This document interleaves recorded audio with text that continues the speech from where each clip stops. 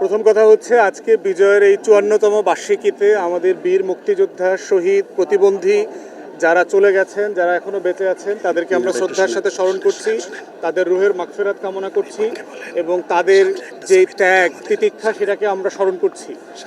দ্বিতীয়ত হচ্ছে যে একটা জাতির মুক্তির লড়াইতে কখনো দাঁড়ি হয় না। এই মুক্তির লড়াইটা হলো কমা দিয়ে চলে, বারবার করতে হয় এবং প্রত্যেক প্রজন্মকেই তার মতো করে তার মুক্তির লড়াইটাকে চালিয়ে যেতে হয়।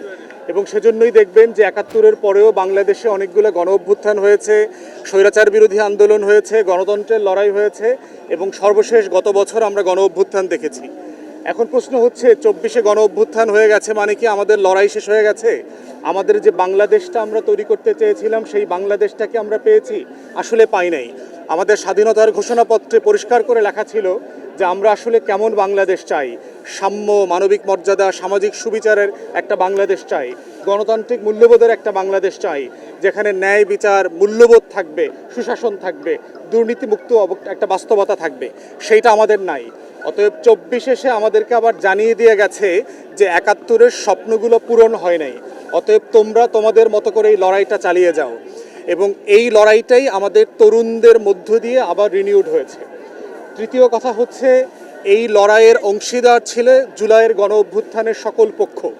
আমরা অনেকেই এটা দেখে হতাশ হই যে এই পক্ষগুলো যেভাবে এক দল আর এক দলকে যে ভাষায় কথা বলছে, রাজনৈতিক দল আকারে অবশ্যই এক দল আর এক দলের সমালোচনা করবে, তার ভোটের শেয়ারে অংশীজন হবার চেষ্টা করবে, কিন্তু আমরা বোধ করি এই আলোচনাটা ম্যানিফেস্টো কেন্দ্রিক হওয়া দরকার। যে দল এ বলবে যে আমি আসলে স্বাস্থ্যখাত কিভাবে চালাবো। বিজলি কেবলসের স্কিন কোটেড ইনসুলেশন আগুন প্রতিরোধী। বিজলি কেবলস, নিরাপদ আজীবন। দল বি চ্যালেঞ্জ করবে যে এইভাবে এটা চালানো উচিত হবে না। তো সেই ম্যানিফেস্টো ডিসকাশনের বদলে আমরা যেটা দেখতে পাচ্ছি পুরাতন আমলের ট্যাগিংয়ের যে রাজনীতি, তারপরে গালাগালি, হেয় করা, তুচ্ছতাচ্ছিল্য করা, এই রাজনীতিটা আসলে আমরা দেখতে চাই না। আমাদের তরুণরা কিন্তু বারবার নতুন রাজনৈতিক বন্দোবস্তের কথা দেয়ালে দেয়ালে লিখে দিয়ে গেছে। তাই আমরা আশা করছি রাজনৈতিক দলগুলো ভাষায় অত্যন্ত সম্মানজনক আচরণ করবেন এবং সতর্ক থাকবেন, কারণ রাজনৈতিক দলের নেতাদের ভাষার উপরে ভিত্তি করে কিন্তু কর্মীরা রিয়্যাক্ট করে।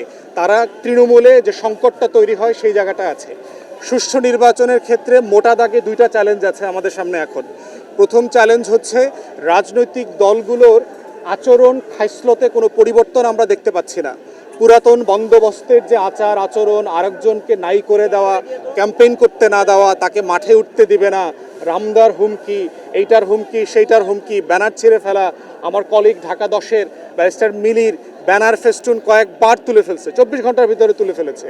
তো এই আচরণগুলো বন্ধ হওয়া দরকার। আমরা চাই একটা মেধাভিত্তিক প্রতিযোগিতা হোক, যে আমি কি করছি, আপনি কি করছেন, আসেন জনগণের কাছে যাই, জনগণ কোনটাকে বেছে নেয়। তো এই রাজনৈতিক আচরণ এবং খাইসলতের একটা পরিবর্তন হওয়া দরকার। দ্বিতীয় চ্যালেঞ্জের জায়গা হচ্ছে প্রশাসনিক, এবং আপনারা গতকালকে মাননীয় প্রধান নির্বাচন কমিশনার এবং স্বরাষ্ট্র উপদেষ্টার মন্তব্য দেখেছেন, যেগুলো খুবই বাচ্চা সুলভ এবং দায়িত্বহীন। এবং এই ধরনের ব্যক্তিদের মধ্য দিয়ে আসলে আমরা যারা রাজনৈতিক কর্মী আমরা মাঝে মধ্যে হতাশ হই এবং আমরা আস্থা খুঁজে পাই না।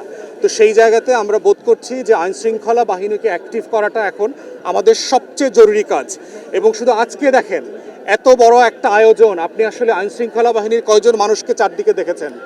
এইখানে একটা দুর্ঘটনা ঘটলে এই দায়টা কে নেবে?